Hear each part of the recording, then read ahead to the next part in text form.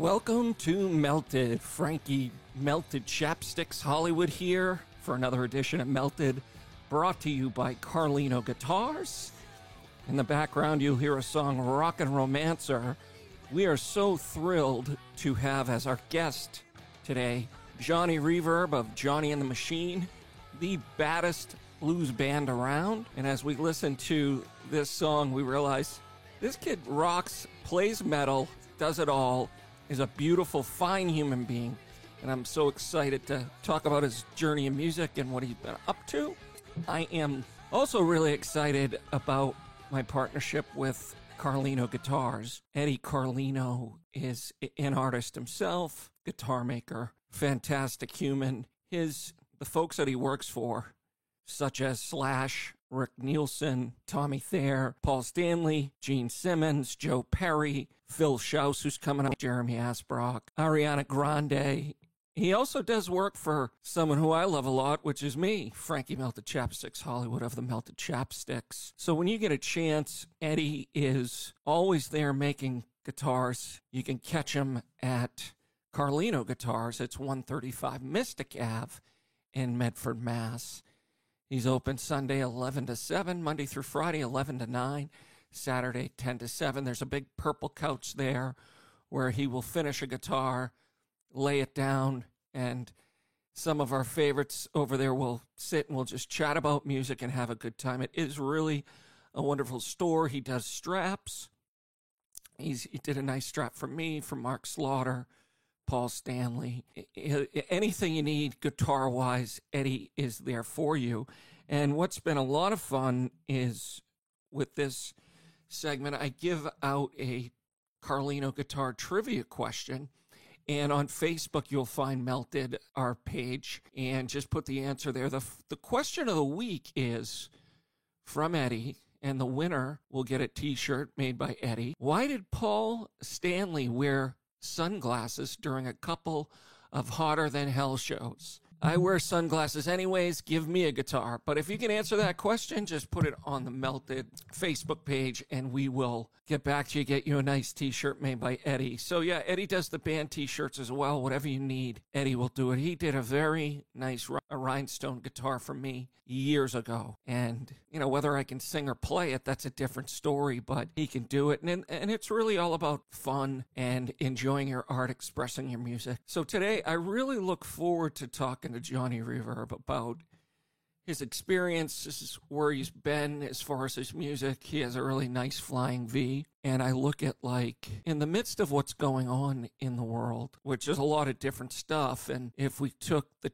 clock back a few hundred years, there was a revolution going on and we didn't have electric guitars, so that would really, really suck. But I think a lot of it, again, is a mindset about what we're doing. So if you're interested in being on Melted, just, again, inbox me at Frankie Melted Chapsticks Hollywood on my Facebook page, the page Melted as well. But music really, for me, is freeing and creative. And even though 10,000 hours in to be competent at it, I've done so much with music with only maybe 300 hours in on my guitar, and thankfully having other artists to carry the band and have a good time. I was really excited when I first started my journey, and I think a lot of it is visualization and where you want to be. But for my band to play the St. Patrick's Day Parade in Boston 2 years ago, it would have been the third year running, except for the terrible pandemic, was just amazing to play in front of hundreds of thousands of people, be on TV in front of a million folks and making your art. So again, it's what you want to do as an artist, being creative and learning about, definitely a famous sage told me one time, Frankie, think about it. You've had bands that made millions of dollars together and fight and bicker and break up, and then there's the reunion tour. I've seen it in my own band, and my song Famous in My Own Mind is what I like to be, a mindset. Yeah, I'm famous, and I'm having a blast at doing it. So that's why I just encourage all of the artists to continue on and really let their inner light shine. None of this stuff, as far as externals, I think Axl Rose had to work at a Guitar Center. Not that that's a great job. I get a lot of my stuff from there as well, but just the things that we have to do to get to where we want to be. And that may not be something where we want to, be at the top and have a Grammy right away. I mean, I have 2 Grammys. 2 grandmothers. I like to tell people that. How's your Grammy? She's doing well. Well, why you leave her out of this, please? Really been a great journey musically for me to be able to interview on the show the likes of Ryan Cook, Mark Slaughter, Leo, Ava Petrillo, Eddie, as well as some other local artists. Thinking about Johnny and the Machine, my band opened for him. And he is a class act, a fabulous musician. He plays several instruments. We've done Porch Fests together, and it's about supporting each other. He's been in several bands, which I'm going to have him explain which ones he's been in and for how long. But he also plays metals. He loves blues. He's a great blues guitarist. The perception sometimes is, where are the green M&Ms in my dressing room? And some artists are like, you have to make my dressing room this way. Johnny is just a beautiful person inside and out. And I think the stereotype of rock stars, etc., a lot of the stuff is salacious, trying to sell something. But really, some people do love the music, love playing the music. CJ from the Off Ramps comes to mind as well, playing with Joe White. Different people that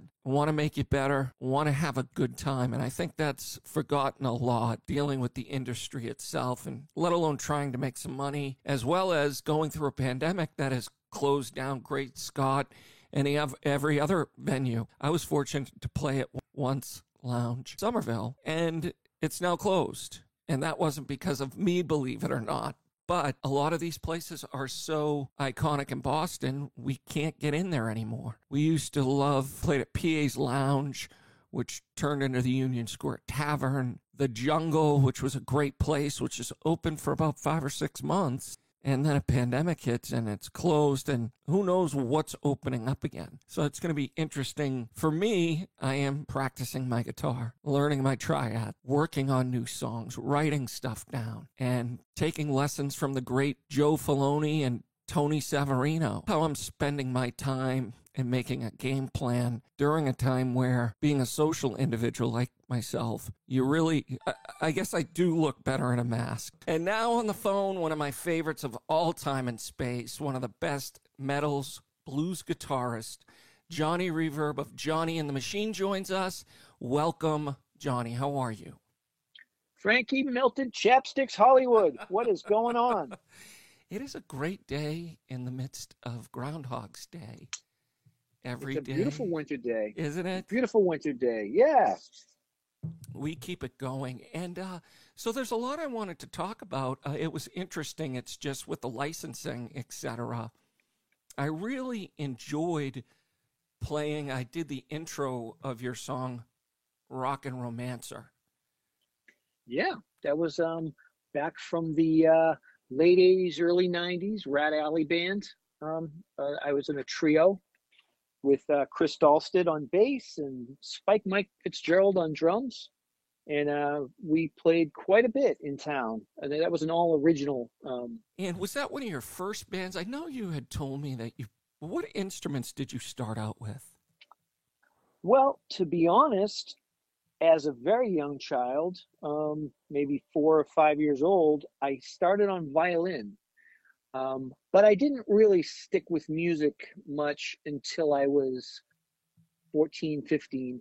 And I started playing guitar around 16. So now I'm officially in the 40-year club. So I've been playing for 40 years now. So you're 28 again for quite some time, like myself. I feel. Yes, I've had many 28 birthdays. I like it. It's better than the 27 club, who I respect. It's just I wanted to live a little longer. Yes. It beats the alternative. It does. It really does. Now, was Rat Alley one of your first bands? Because I'm listening to the music. It's so tight. It's so rock and roll. Rat Alley came out of the last version of Iron Rage. So the first real band that I was in was a band started in probably 78, 79 called Iron Rage. And it was strictly very heavy metal, kind of out of the Black Sabbath school of design, And we got we were very fortunate because we were able to play the clubs in Boston almost immediately. So I was playing the Channel when I was 16, 17 years old. And, other clubs in the city, Jumbos, and, we even played the Paradise back in 1983, 84. Did you So ever play at the we got some, Rathskeller? oh yeah, yeah. I did play at the Rathskeller. The only gig I ever played there was actually for a short time when I was between the Iron Rage band and then my new band, Rat Alley. I played with a bunch of great guys in a band called Straight Jacket. Um, Jim Portner, Clark Lush on bass, Andy. Um, I'm trying to think of his last name. It's eluding me at the moment. On drums, and I was in that band. I was just a singer. I just sang, and we played the Rat with that band, which was a ton of fun. It was a really cool club, and of course that whole Kenmore Square celebrations, Narcissus played all those clubs. Um, so yeah, it was a great time to be doing music in the '80s and early '90s. The club scene in Boston was phenomenal. Well, it was really romanticized as I got into music later in life and have played clubs in Boston now. And I hear about the Channel, Rathskeller. What were the audiences like back then? And why does it seem, or is it not different from playing Union Square now? Like, what was it like for you with the audience? Was there something different back then, and what was it? Yeah, well, there was a there was a few really huge differences. One, even if you were 16, they'd give you beer tickets. Hallelujah. um, and but on a serious note, here's the difference. Those clubs were dedicated to putting on concerts. They had a dedicated sound system, a dedicated sound guy. They had a dedicated light system. If you couldn't bring your own light guy, they'd find somebody to do lights for you.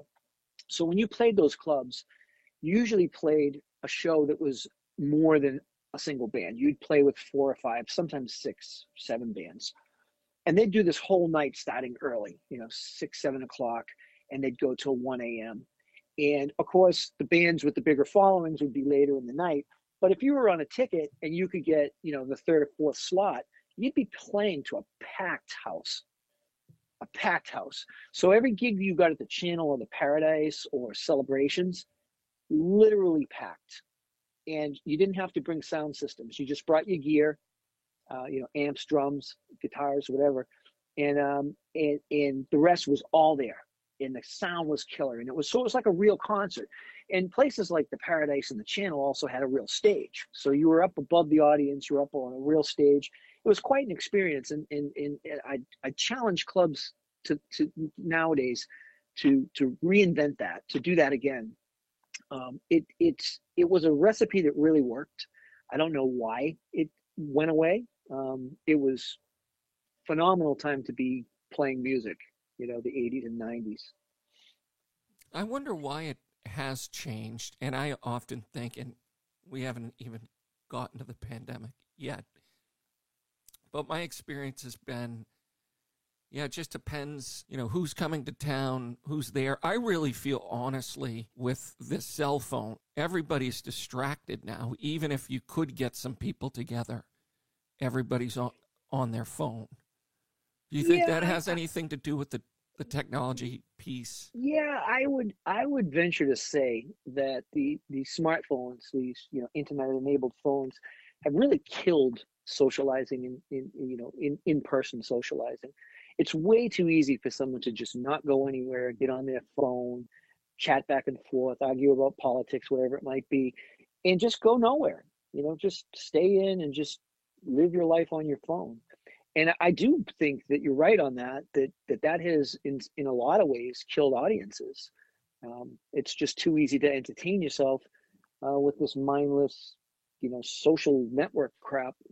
I mean, there are some clubs that have their own sound systems nowadays, but it's not at the same scale. It's not like a real stage, a real loud sound system with lights, and some of these clubs even had fog and stuff like that. So it's like it's just a different thing. nowadays, And I'm not knocking the clubs. I love the clubs that book my Johnny and the Machine band. They've been more than accommodating to us. We got the Lakeside up in Wakefield and Breakaways. Although I haven't played with my band, as a gig night, but we go up there to jam with the local talent at Brian Mays's Tuesday nights open mic, which is always a blast. Great people come up, hang out. Everyone's playing music, having fun. So they're a very accommodating club. And PA's Lounge was really nice to the bands. They actually supply their own sound and video and stuff like that. Yeah, I had a blast there with you. We opened for you, and that's where we met. Yes, that's where we met. Yeah, I instantly liked you from day one. You're one of those guys who's very charismatic but very honest. You can tell when you meet you if you're paying attention. You can tell when you meet people whether they're genuine. Like you're not looking at somebody's act, right? Right. And you've came across from day one to me as a person who's just genuine, and that's why we've remained friends. I mean, we see the entertainment world very much alike. That it's a fun game, and you got to get in it, and you got to play it, and you got to be in it, So yeah, I don't regret meeting you, Frankie. Thank you, brother. Likewise. I'm thinking about, I've played at the Lakeside as well. All these clubs, it's great. Now, with that said, with the pandemic, how has it affected Johnny and the Machine and your projects? Well, before it got cold, we still were able to do some outdoor shows. We would live broadcast basically from my backyard. So I have a whole series on my YouTube channel called Bad Cat Saver that shows these live shows from. I build them as Live at the Garden because the Boston Garden used to be called the Boston Garden before corporations try to rename everything. I know. And so we were doing that, but the cold weather has eliminated that for us because I personally can't take any chances catching COVID if I can avoid it because I have some lung problems from being a smoker for a long time. I did quit, but a little bit late, I guess. So yeah, I'm trying to stay away from any likelihood of catching any kind of COVID. So we talk, we get together online on Friday nights. We have plans for the coming year. We're gonna start doing some originals.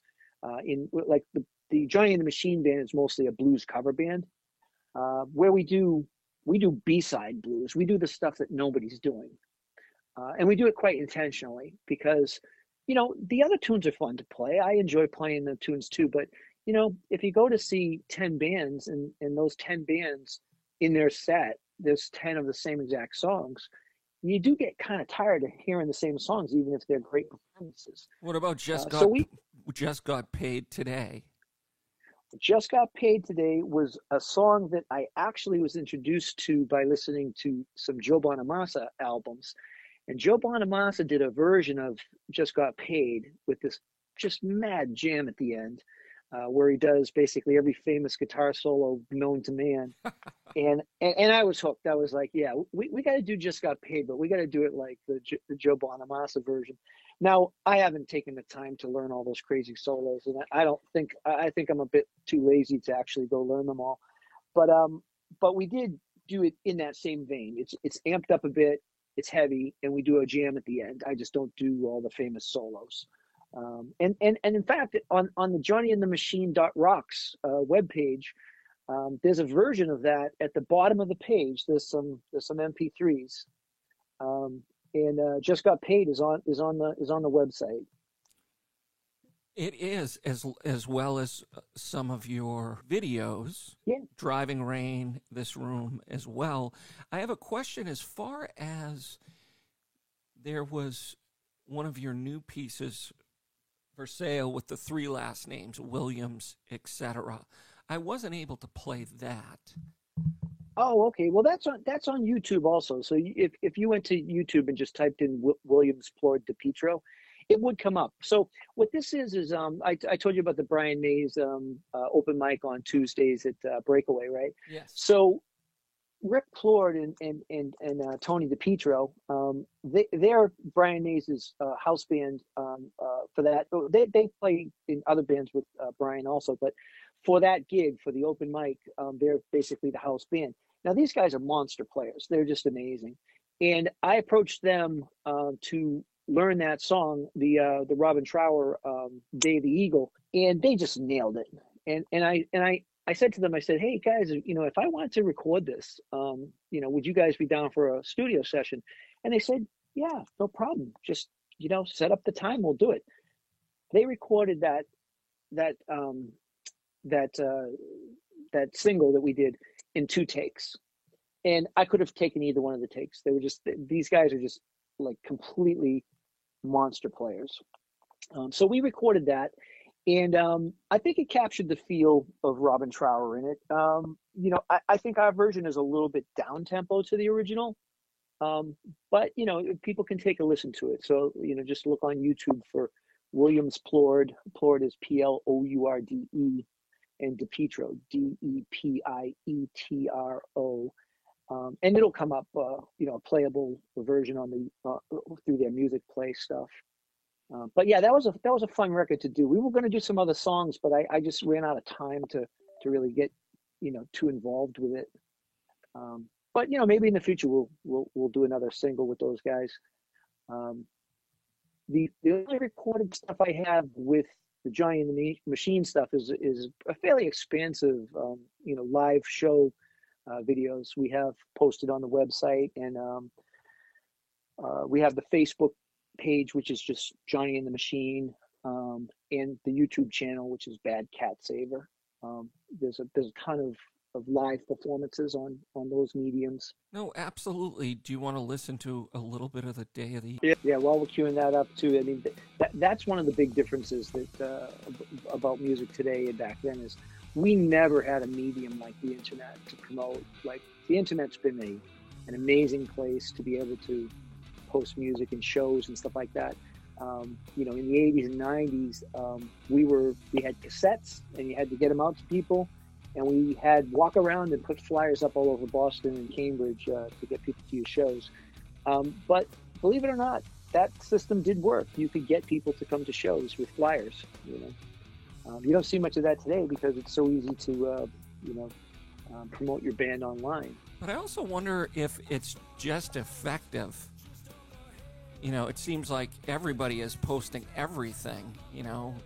It's just... Honestly, I wonder. Honestly, it's not super effective, to be honest. I mean, I can personally invite 300 people to a show, and if I got 30, I'm doing good statistically with that medium, because it's one of those things that it's easy to not go out. You can get plenty of entertainment online now. So, and if you're playing a lot, like Johnny and the Machine, generally plays about twice a month. People sometimes will say, well, I'll catch them next time, because they're playing a lot, So you run into that too, Are you able to hear this? It's really amazing. What was the inspiration of this?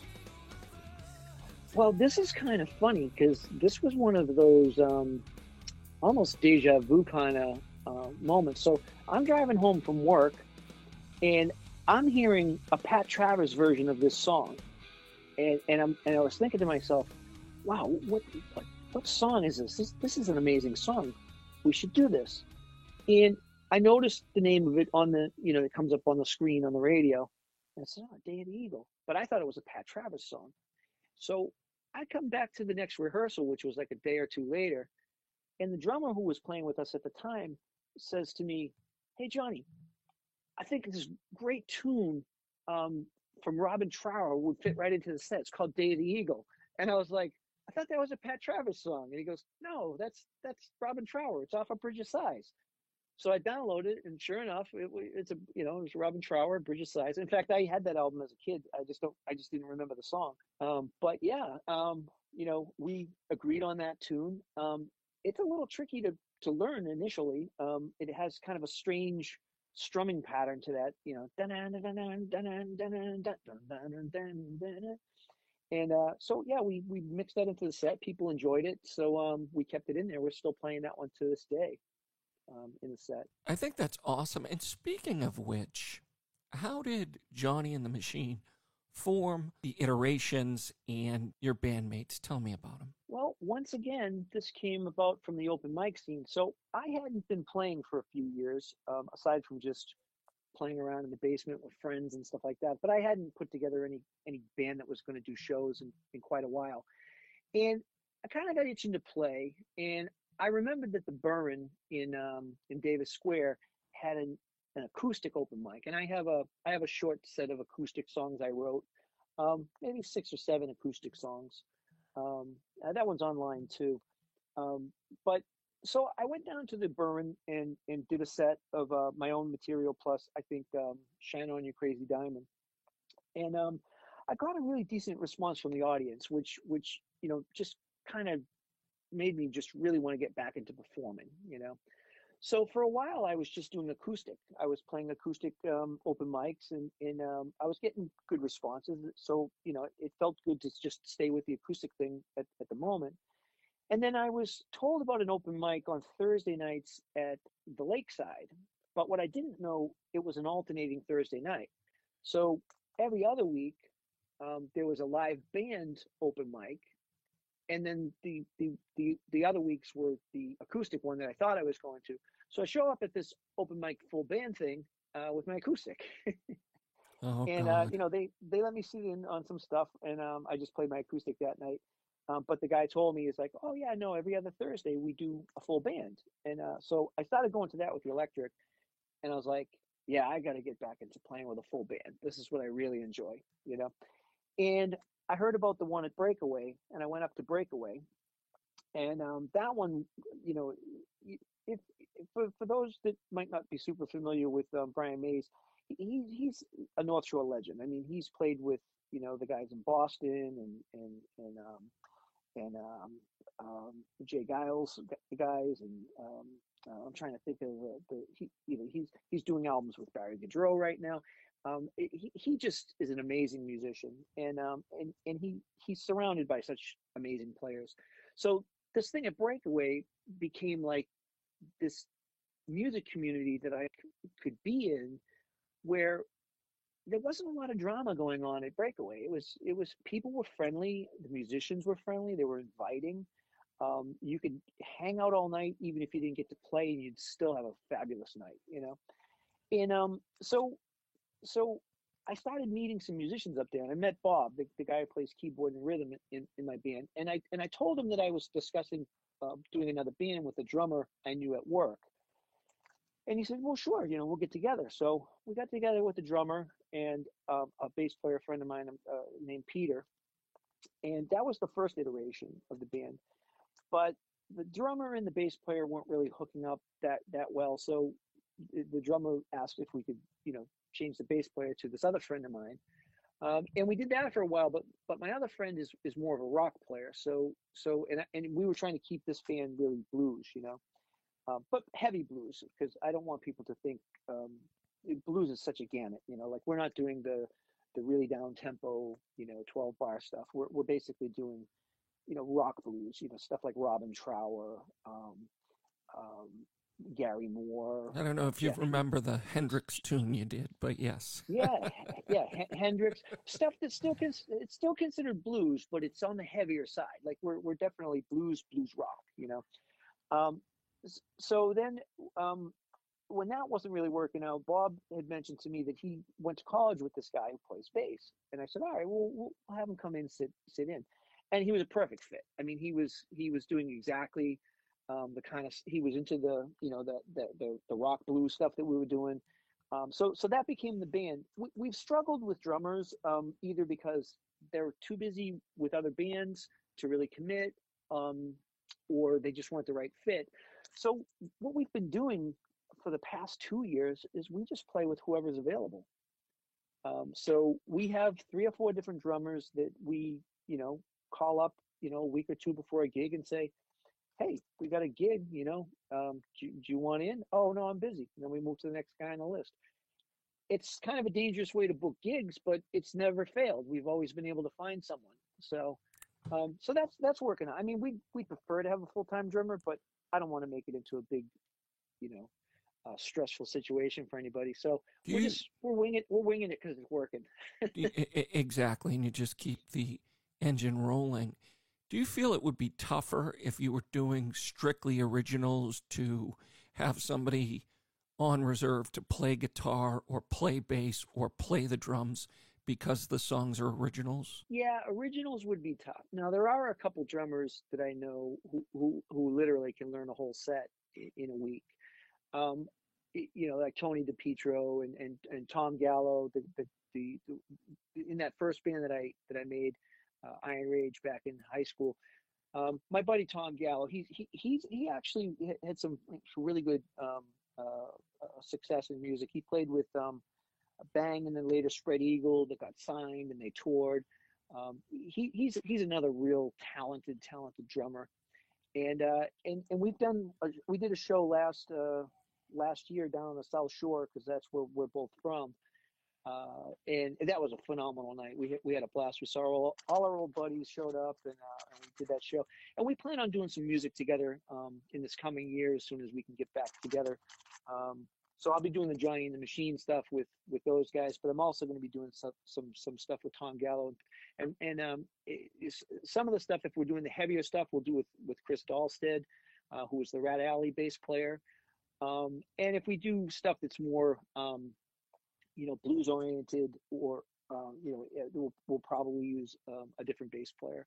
But you know, at this point, you know, I try to work with guys who don't get touchy about like you're playing with this guy, you're playing with that guy, because I simply don't have the time for it. You know. You mean you don't own this other person? What are you talking about? Yeah, That's my bass player, pal. Yeah, I would have thought that wore off on people, you know, that are getting older, but there's a lot of possessiveness in music. So I try to surround myself with people who don't play that game. I encourage the people I play with to play in other bands. I think it's the best thing a musician can do is play with as many people. You know, it's like the Hugh Hefner approach to music. And why not? I have 2 red-colored robes that I wear on stage. I think that it's so important, I feel, with my experience with the Melted Chapsticks. And then I had a spin-off project, the Lucy Furs. I'm here to have fun. I've also changed as time has gone on. I've been banned from the lakeside for 3 infractions, but I remember seeing you one night swimming on the floor. Yes, I was wearing Black Angel wings, playing for the Cactus Jacks, and some people just aren't into that stuff, and that's okay. At the time, with my growth, I've grown from there. I see things differently, and I feel the same way. I've had situations early on where the drummer and the bass player colluded to start their own thing. And back then, I really got upset about it. And then some other things had happened along the way. Another situation, just the same thing. And I'm like, no, good luck to you. Go do that. I'm so grateful to have had people help me along the way. And to be able to, the apocalyptic open mic with CJ, I've been able to play every month because of that kid. I love him. We can't have the show without giving a shout out to CJ, because CJ is one of those guys who is very inviting, very friendly, very genuine. He would do anything for any of his friends. He really would. And he takes time out of his busy schedule to put things together like this apocalyptic open mic, which I was doing a lot of. The only reason I stopped is just because for me, it's getting a little depressing to just play acoustic. And I don't really have enough material to just do solo acoustic without playing a lot of the same songs every time I play. So I figured I'd give it a break, and you know, I may get back to it soon and do a few more, but I don't want to oversaturate if I'm going to be playing the same songs. But yeah, CJ, you know, hey CJ, if you're listening, love you, brother. Ditto there. And Liam, his son, who's a drummer, amazing. He's getting really good. Oh my. I watched their performances, and a shout out to my buddy Tim too, because Tim was very really involved with the setting up of the apocalyptic open mic thing too. Another great guy, another friendly guy. Doesn't cause any drama with people. Um, that's my thing right now. Is I do this for fun. I do this to enjoy playing. So yeah, I'm gonna migrate away from anybody that's too drama centric. I'm just, I just want to get out there and play, and I enjoy the people, and I enjoy playing with different people. Um, and that's my whole thing. It's just to play music with people, and I love to go to all of these different open mics. I don't really think one is the penultimate, or the ultimate open mic in the world. They're all fun to go to, and they all have a different vibe. Have you been to Capone's? I have been to Capone's. Now, Capone's has a different format. So I'm not going to say that it's a good or bad thing, but that format doesn't fit me very well. So I don't know if it's changed since the last time I've been there, but when I was at Capone's, they basically kind of tell you, okay, you can go up now, and they set up who you're playing with, which is fine. But I tend to not know as many songs as a lot of the people who've been playing covers for a lot longer than I have. So that format doesn't fit me well because I end up having to try to, play along. I've been playing long enough that I can just kind of jump in and catch the feel, but I don't really know the song. So it's not as fun for me as playing songs I know. So I haven't been back there in a while, although the people I've met there are all, really nice guys, really, really friendly musicians.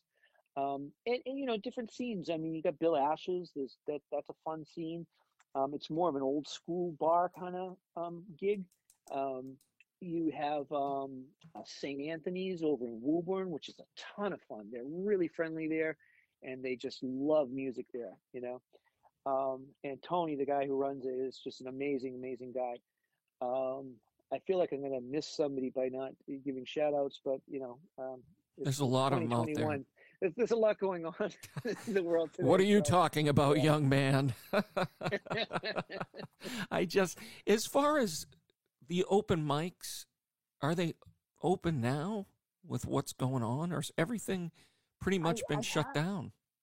I have seen some people posting some stuff from places in New Hampshire that have some things. Right. State bit of laws, a- different states, yes. yeah, a bit of a drive for me, and personally, I'm gonna not be doing any indoor things until I can get the vaccines, just because of an abundance of caution. But for people who feel safe with it, and they're not in a situation where they're around elderly or people that have health conditions, if that's their decision, that's their decision. I don't want to be, the person, judging everybody. Um, but yeah, I think there's some New Hampshire stuff going on. There's not much in Massachusetts. I haven't seen anybody playing anything in Massachusetts. Although I have seen people starting to book stuff for April or May.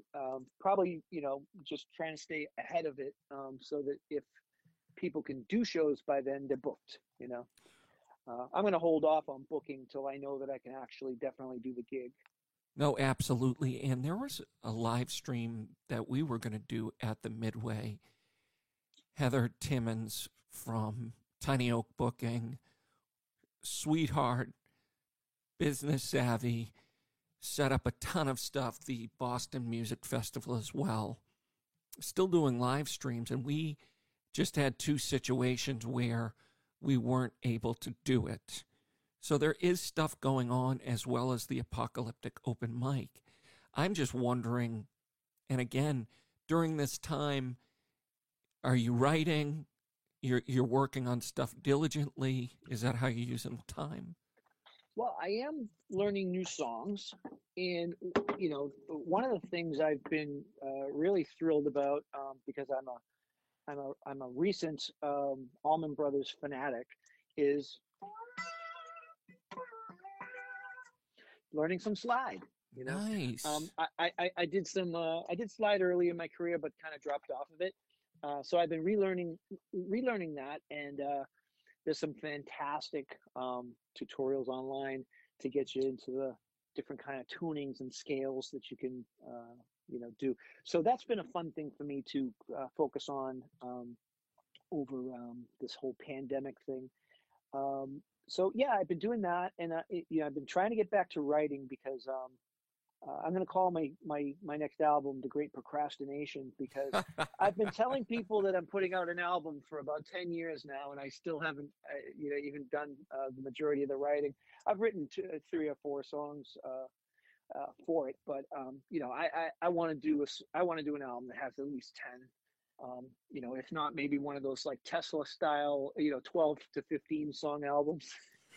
Oh, absolutely. And what makes a good song for you? Honestly, the emotion that's in it. Like, I've learned more in the last 5 or 6 years about songwriting than I did in my whole career.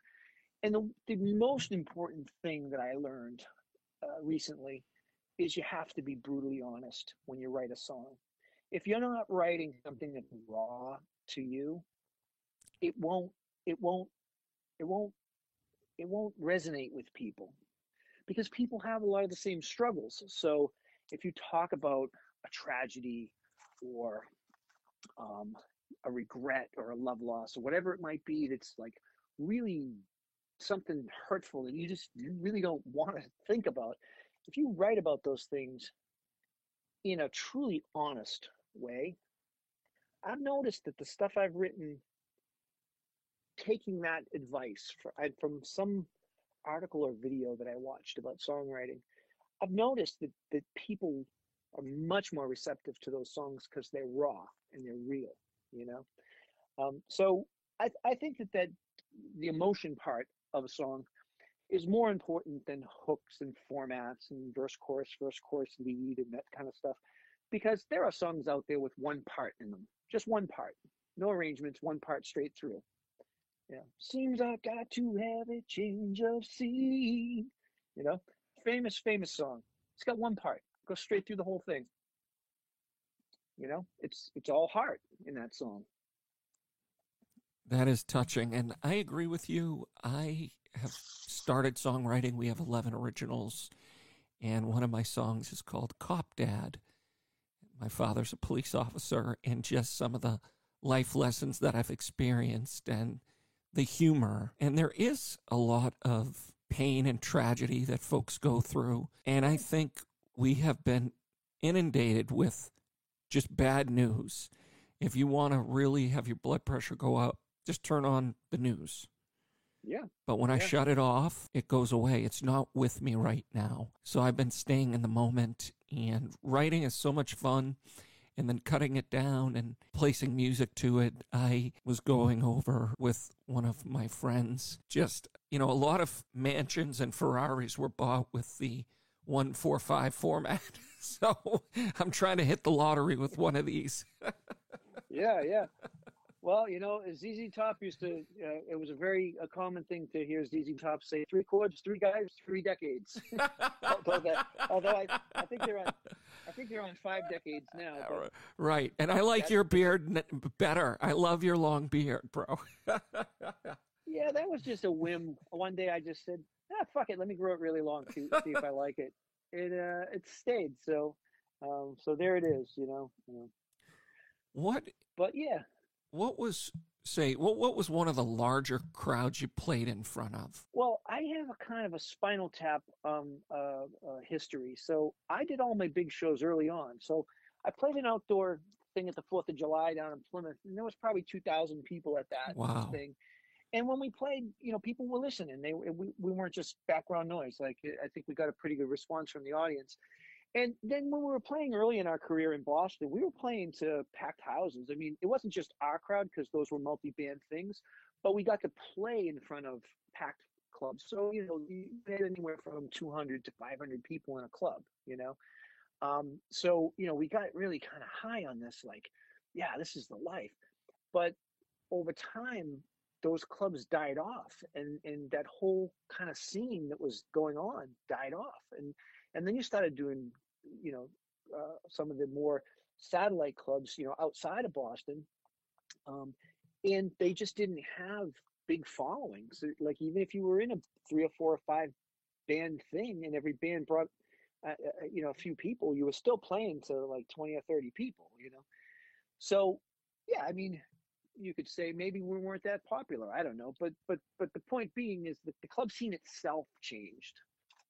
Yeah, I've spoken with a lot of bands that I thought were phenomenal bands, and they kind of experienced the same thing. It's like just the scene kind of just died. You know, I think the radio stations and stuff were also really pushing college music.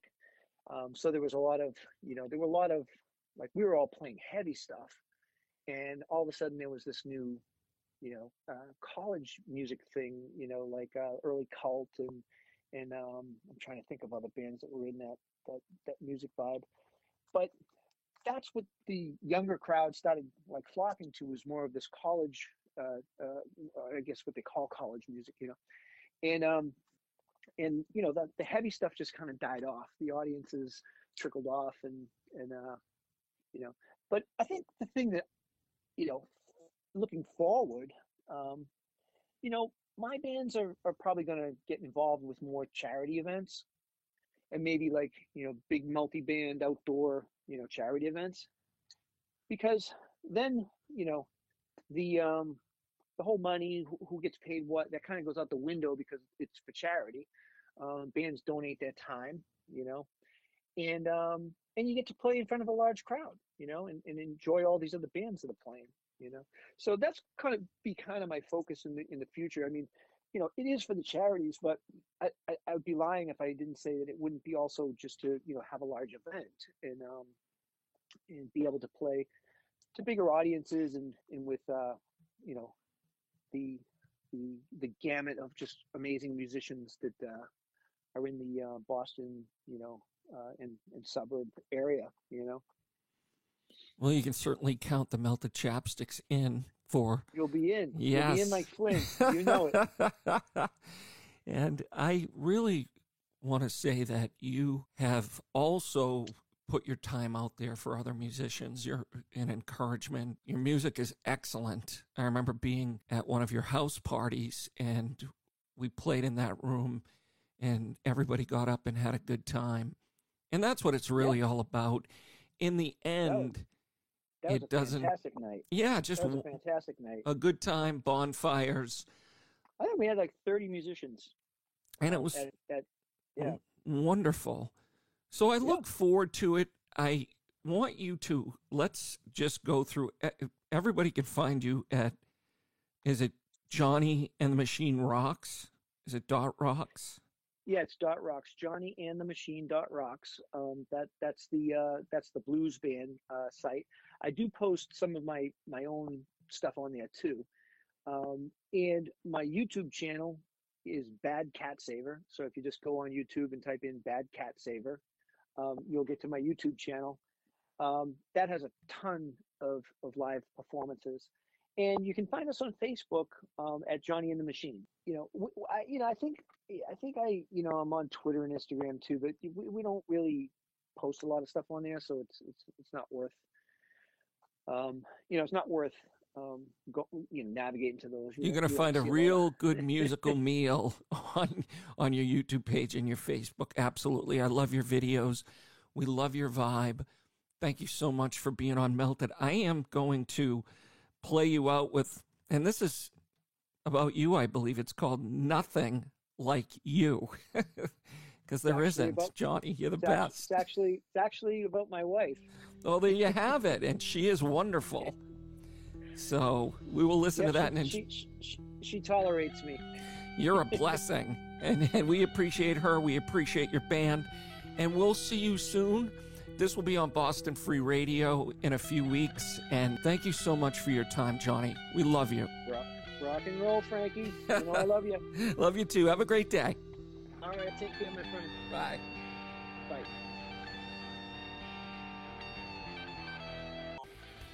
It was so nice to have one of my favorites, great musician, great band, whether it's metal or blues, Johnny and the Machine, Johnny Reverb.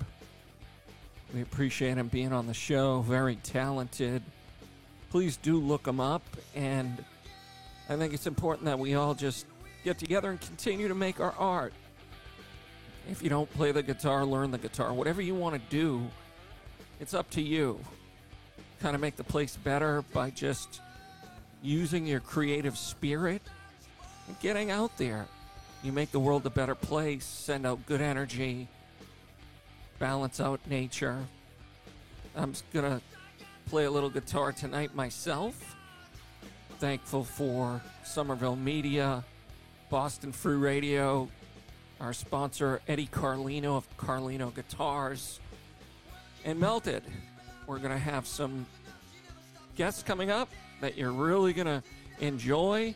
Any feedback, or if you want to be on the show, please reach out to our Facebook page, Melted. Inbox us, and we'll get you on the show. Everybody have a great night, and we will talk to you soon. Frankie Melted Chapsticks Hollywood signing off. Have a great day.